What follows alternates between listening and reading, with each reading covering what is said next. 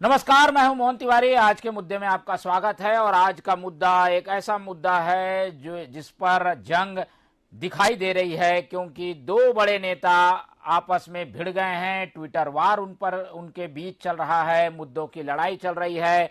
चुनावी वर्ष में यही दो लोग आमने सामने टक्कर देते हुए दिखाई दे रहे हैं। तो क्या इन्हीं दोनों नेताओं के बीच 2023 की जंग दिखाई देगी? और ये दोनों नेता कौन हैं?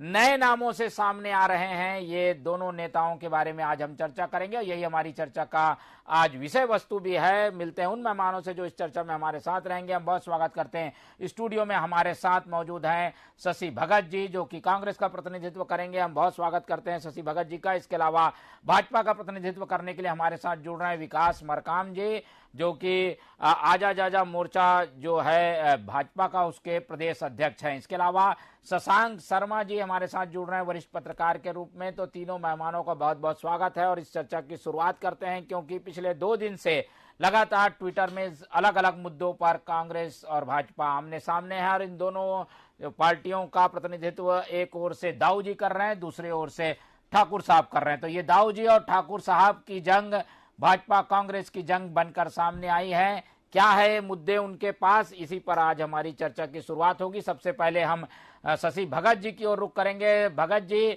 हम देख रहे हैं कि हर मुद्दों पे आप लोग डॉक्टर रमन सिंह को निशाना बनाते हैं, फिर डॉक्टर रमन सिंह उसका जवाब देते हैं। भाजपा में तो और कई लीडर हैं, प्रदेश अध्यक्ष हैं, नेता प्रतिपक्ष हैं, और भी लोग हैं, पर उनको आप लोग छोड़ दिए हैं, उनके बारे में कुछ बोलते नहीं, केवल रमन सिंह को आप लोग टारगेट करते हैं। क्या वजह है इसकी? डॉक्टर रमन सिंह साहब पिछले 15 साल तक सरकार के मुखिया रहे, और मुखिया रहने के दरमियान प्रयास ये किया उनने कि हम आज भी अपनी प्रमुखता कायम रखें। उसको भारतीय जनता पार्टी के अंदर से टक्कर नहीं हो रही, बाहर से टक्कर नहीं हो रही, बल्कि ये बात है कि कांग्रेस के मुखिया श्री भूपेश बघेल जी समय समय पर उनको याद दिलाते हैं कि आपकी स्थिति ये है, आपकी जगह ये है। रहा सवाल ठाकुर का, तो ठाकुर तो ये 16 के ठाकुर है, गब्बर सिंह टैक्स लगाने वाली पार्टी के ठाकुर है, आरक्षण से वंचित करने वाले ठाकुर है। अब इसको निश्चित रूप से टारगेट कराने योग्य बात तो रही नहीं, लेकिन समय समय में इसको याद दिलाना बहुत आवश्यक है। आप आगे की बात बता दें तो ये स्पष्ट हो जाता है कि वहां उनको टक्कर देने वाले श्री चंद्राकर जी भी है, जो कभी किसी को मुख्यमंत्री के उम्मीदवार बता देते, किसी स्टेज से 1 घंटे बाद उसको विड्रा कर लेते हैं। तो ये उहापोह की स्थिति बनी हुई है। और एक रमन सिंह साहब भी ये प्रयास ये करते हैं कि थोड़ा सा ऊपर आ जाए, फिर उसको बताना जरूरी होता है कि भैया आप यहां तक रहो, यहां तक हो, जनता का जनाधार ये है और जनता ने जनादेश ये दिया है। बिल्कुल। तो कांग्रेस की ओर से तो ये बात साफ है कि क्योंकि पिछले 15 साल डॉक्टर रमन सिंह का कार्यकाल रहा, इसलिए उनके नाम पर ही जो है बयान दिए जाते हैं, उनको निशाने में रखकर बताया जाता है कि 15 साल में क्या हुआ क्या नहीं हुआ। विकास मरकाम जी हमारे साथ जुड़ रहे हैं। मरकाम जी, हम देख रहे हैं कि लगातार एक वार की स्थिति है, डॉक्टर रमन सिंह और बघेल जी के आपस में बयानबाजी का दौर चल रहा है। मरकाम जी, मेरी आवाज मिल पा रही है आपको? जी जी, बिल्कुल बिल्कुल। जय जोहार, राम राम जी। बताइए, ये क्या वजह है कि आप लोग दाऊ जी को टारगेट में रखते हैं? नाम उनका एक नामकरण कर दिया गया है, दाऊ जी नाम से अब आप लोग बयान जारी करते हैं। क्या वजह है इसके पीछे? क्या ये बताने की कोशिश है कि वो किसानों के प्रमुख किसानों में से एक हैं, इसलिए दाऊ उनको कहा जाता है?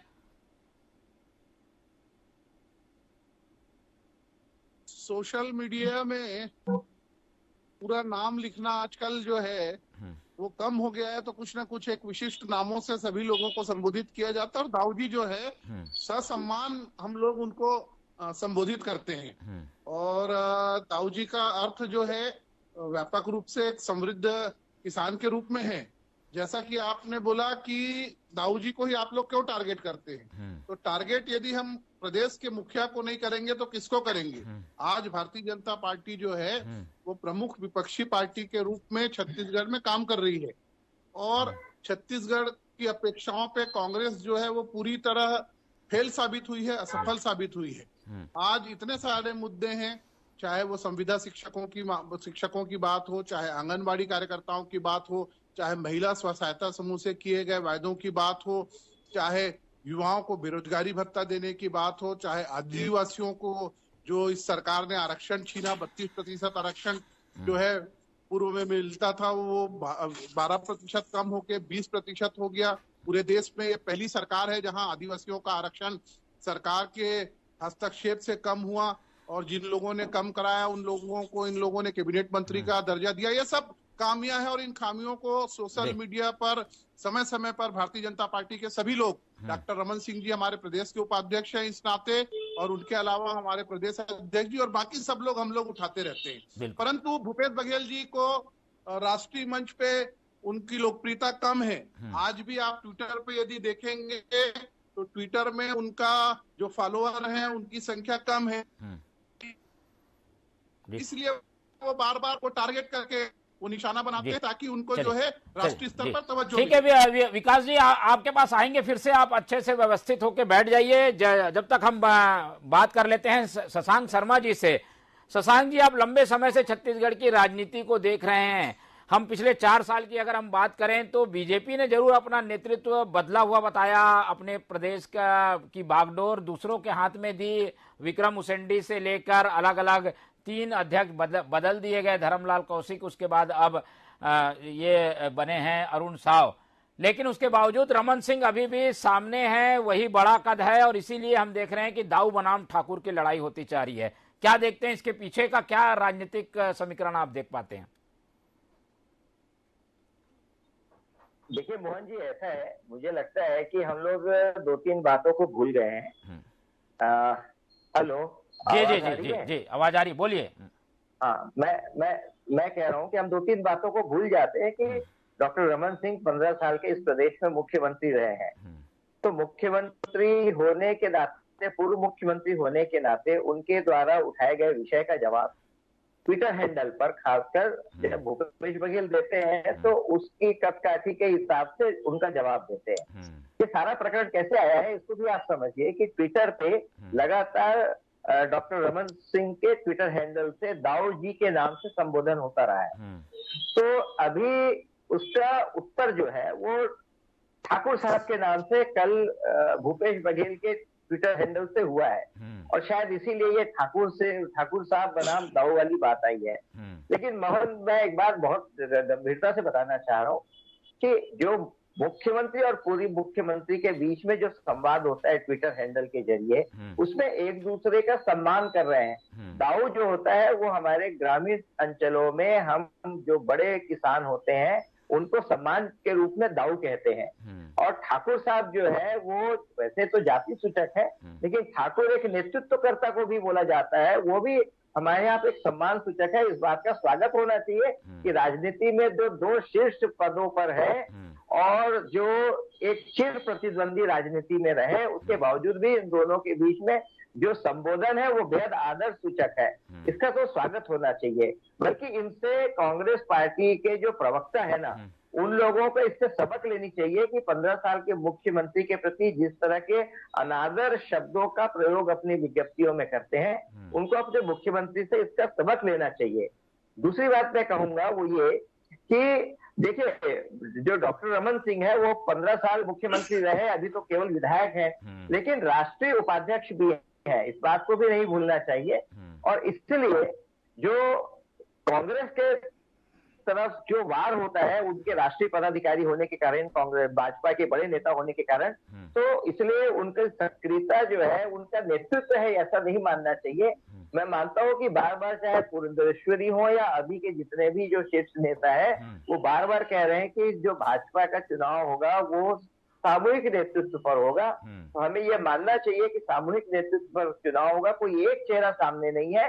हाँ, लेकिन रमन सिंह एक बड़ा नेता कांग्रेस भाजपा के अंदर में है, उनका कद आज भी बरकरार है, और उनके दिए गए वक्तव्य, उनकी प्रेस कॉन्फ्रेंस और उनका ट्विटर हैंडल से दिया गया जो ट्वीट है उस पर उसको कांग्रेस पार्टी भी गंभीरता से लेती है, ये बात तो समझ में आता है। जी नहीं, मैं ये जानना चाह रहा था कि कहीं एक दूसरे को लीडर बताने के लिए या जो बाकी लीडरशिप गाहे बगाहे जो सामने आती है उसे दबाने के लिए तो इस तरीके के नामकरण और एक दूसरे के खिलाफ बयानबाजी का दौर तो नहीं चल रहा, इसके पीछे कहीं नूरा कुश्ती जैसी स्थिति तो नहीं है?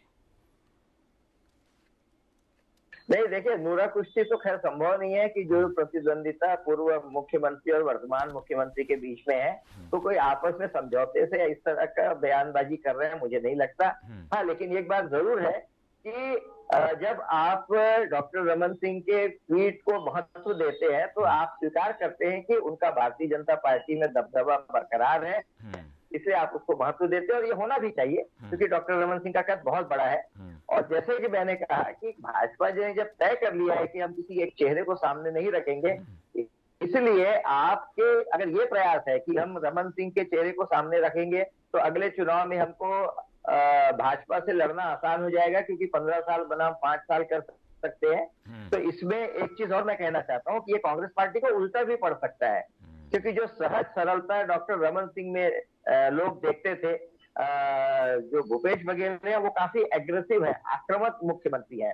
तो एक तो वो है 15 साल में जो विकास के काम है बनाम 5 साल, तो इस 5 साल में भी उपलब्धियां हैं, लेकिन 15 साल की उपलब्धियां आपको कहीं ना कहीं ज्यादा लगेगी। एक एंटी इनकम्बेंसी थी जो अब भाजपा के पक्ष में नहीं रही, इसलिए डॉक्टर रमन सिंह का चेहरा सामने रखना ये जरूरी नहीं है कि कांग्रेस पार्टी के लिए सही रणनीति हो, ये उनको उल्टा भी पड़ सकती है। बिल्कुल, तो इसी रणनीति में क्या चला जा रहा है? क्या यही रणनीति है कि एक दूसरे को आमने सामने किया जाए, तो उससे अपने आप ये लीडरशिप जो है वो आगे बढ़ती दिखाई देती है? भगत जी की ओर रुख करते हैं। भगत जी, रमन सिंह को आप लोग बार बार टारगेट करते हैं, इससे तो वो अपनी पार्टी के बड़े नेता बन के उभर रहे हैं। क्या ये एक सोची समझी रणनीति का हिस्सा भी है क्या कि रमन सिंह को आगे करो तो उनको एक सॉफ्ट चेहरे के रूप में हराया भी जा सकता है? हालांकि शशांक जी इससे असहमत है, उल्टा भी पड़ सकता है बोल रहे हैं, लेकिन आप लोग कोई सोची समझी रणनीति के तहत ऐसा टारगेट कर रहे हैं?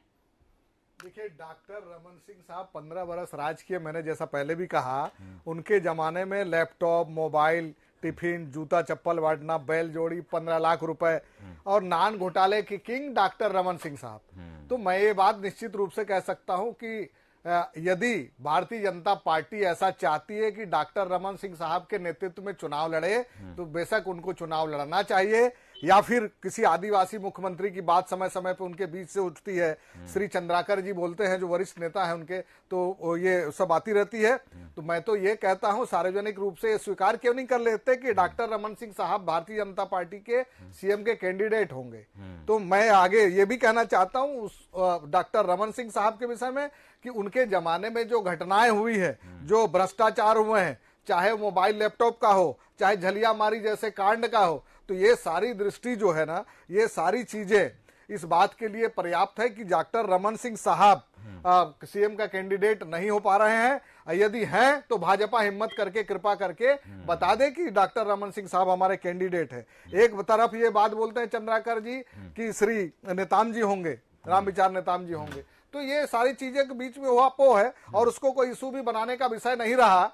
हम तो ये बात करते हैं मुद्दों की लड़ाई लड़े, महंगाई पे कभी चर्चा करें, बेरोजगारी पे चर्चा करें। बेरोजगारी के मामले में श्री भूपेश बघेल जी ने सबसे कम बेरोजगारी वाला स्टेट बना दिया है। ये हमारे लिए गौरव की बात है, ये सारी चीजें हमारे लिए फक्र की बात है। हम चाहते हैं कि आने वाले कुछ समय जो और बचे हुए हैं, तो शेष जो हमारे घोषणा पत्र में हुई है, वो सारे चीजों को हम ज्यादा से ज्यादा फुलफिल कर सके, छत्तीसगढ़ की जनता को राहत दे सके। जैसे आरक्षण के मामले में भी जो बात हुई है, और श्री भूपेश बघेल जी ने एक बात स्पष्ट रूप से कहा है कि छत्तीसगढ़ की जनता को राहत मिले, ऐसी आरक्षण व्यवस्था के लिए हम प्रस्ताव पास करके विधानसभा राज्यपाल भवन भेजे हैं, उसमें भी दस्तखत हो जाए, ऐसी अपेक्षा कांग्रेस पार्टी करती है। चलिए, ये नामकरण को पीछे छोड़ते हैं, लेकिन मुद्दों की लड़ाई तो दोनों नेताओं के बीच ही हो रही है। जीएसटी का पैसा, बकाया पैसा, इसके अलावा एनआईए की जांच, ओल्ड पेंशन, अधिकारियों का जो है वो राजनीतिकरण, ये ऐसे मसले हैं जिन पर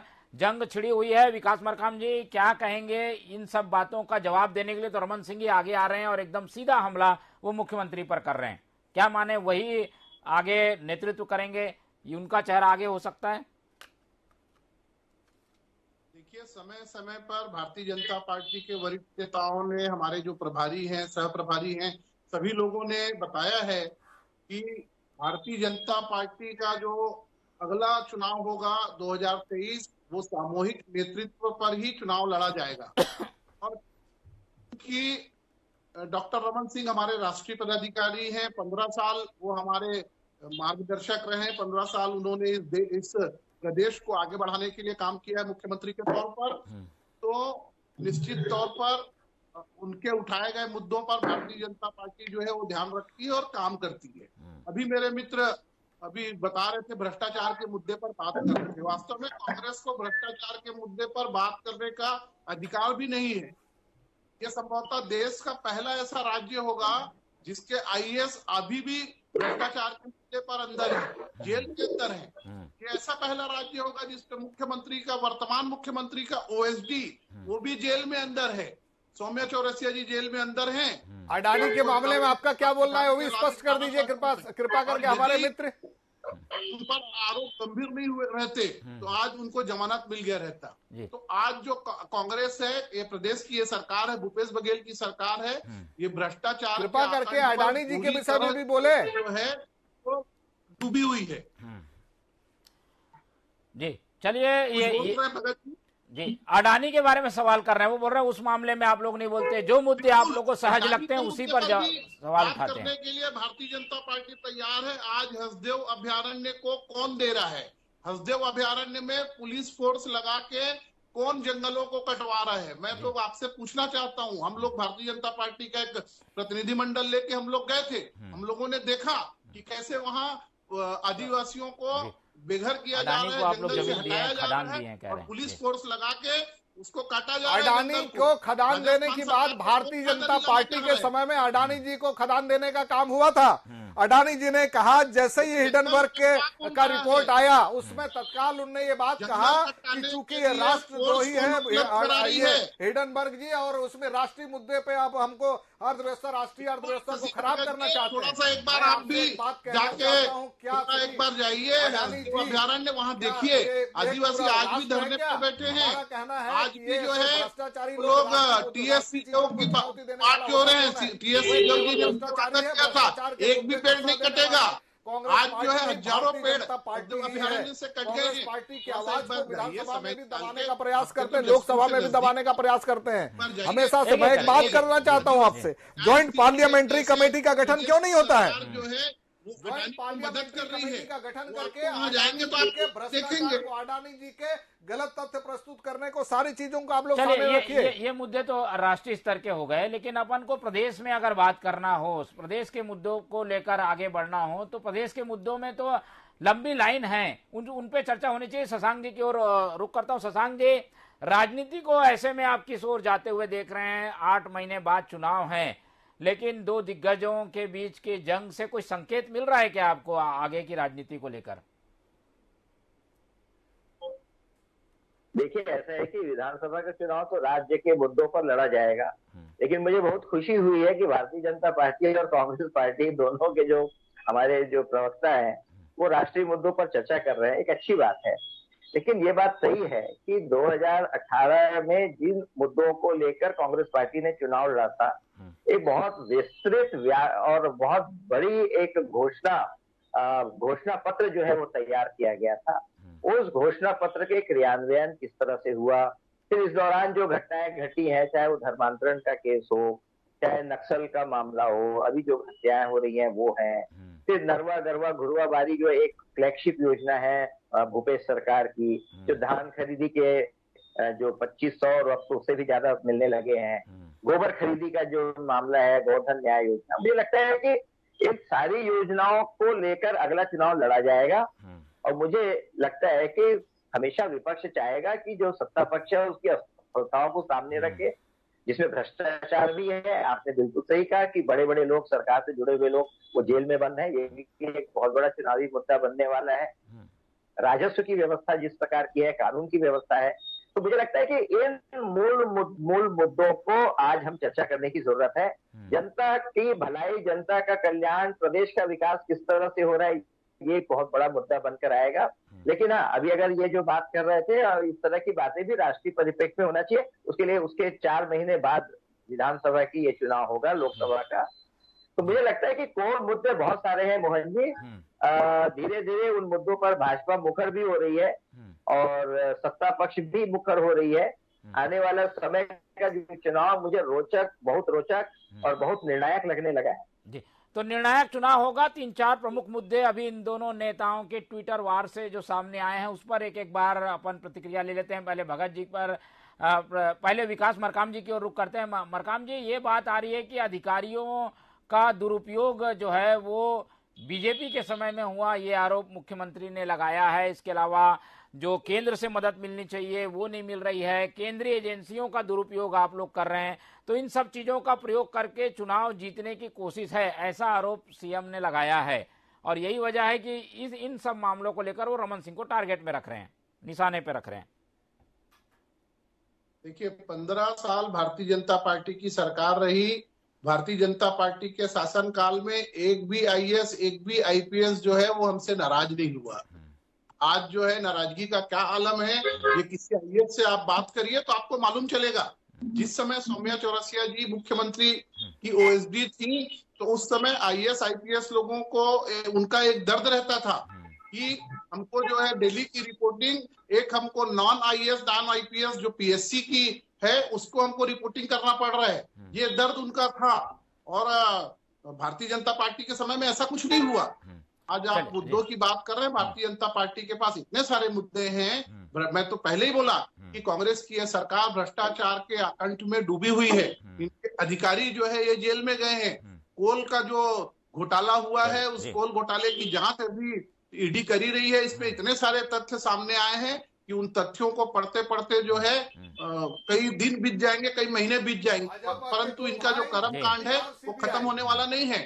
इसके अलावा भी जितने भी काम आप देखिए, रेत माफिया जो है वो इनके अंडर में है, शराब माफिया इनको ये संरक्षित कर रहे हैं। इसके पीछे ये लॉजिक दिया जा रहा है कि आप लोग केंद्रीय एजेंसियों का दुरुपयोग कर रहे हैं, इसलिए निशाने में आ गए। बहुत सारे ऐसे मुद्दे हैं जिन पर भारतीय जनता पार्टी आप तहमत लगा सकते हैं, जांच कराना काम तो केंद्र सरकार का, राज्य सरकार का भारतीय जनता पार्टी सब मुद्दों पर बहस करने रमन सिंह और भारतीय जनता पार्टी के दो भाई सीबीआई और ईडी और सीबीआई, ये सीबीआई और ईडी का जो जिन है उसको भारतीय जनता पार्टी समय पर निकालती है और केवल कांग्रेस पार्टी के जो नेता है उनके ऊपर लगाती है। कांग्रेस शासित राज्यों में करती है, तो ऐसी स्थिति पैदा क्यों होती है? क्या भारतीय जनता पार्टी के किसी भी अधिकारी के ऊपर जांच क्यों नहीं करते हैं? आप बताएं, अडानी के ऊपर जो ज्वाइंट पार्लियामेंट्री कमेटी का होना है उसको सीबीआई और ईडी करें क्यों नहीं करवाती है?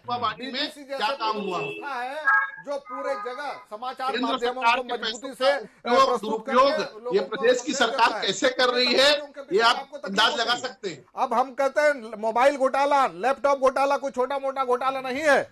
हम कहते हैं अब ये प्रदेश के अंदर श्री मुख्यमंत्री श्री भूपेश बघेल जी ने धान खरीदी का कीर्तिमान बनाया, गोधन न्याय योजना के तहत कृषकों के पास पहुंचाया, गरीबों के पास पहुंचाया कि उनकी आमदनी बढ़े और उनकी खरीद क्रय शक्ति बढ़े। ये सारी जो चीजों का उल्लेख आप कभी करते नहीं है। कृषि ऋण जितना पड़ा हुआ था, लंबित पड़ा हुआ था, कई लोग हत्या कर रहे थे, वो सारे लोगों को राहत मिली। ये सारी चीजों को भी समझने का विषय है। चलिए, तो ये मुद्दों की लड़ाई तो चलती रहेगी, पर हमारी जो आज के विषय पर केंद्रित बातें हैं वो यही है कि क्या ये दोनों लीडर ही दोनों साइड से लीडरशिप संभालेंगे। फिलहाल अब अपनी अपनी पार्टी की अपनी अपनी रणनीति है, जिस पर अभी और काफी कुछ हद तक तस्वीर साफ होनी बाकी है। लेकिन तस्वीर जो अब तक सामने आई है उसमें नया नाम दाऊजी बनाम ठाकुर साहब है, जिस पर जंग आने वाले दिनों में और जल्द चलती रहेगी। आखिरी कमेंट ले लेते हैं शशांक शर्मा जी का। शशांक जी, आप अभी 30 सेकंड में समय है, हम बता दीजिए कि आगे क्या इन्हीं लोगों के बीच में जंग दिखाई देगी या कुछ और लोग भी एंट्री करेंगे?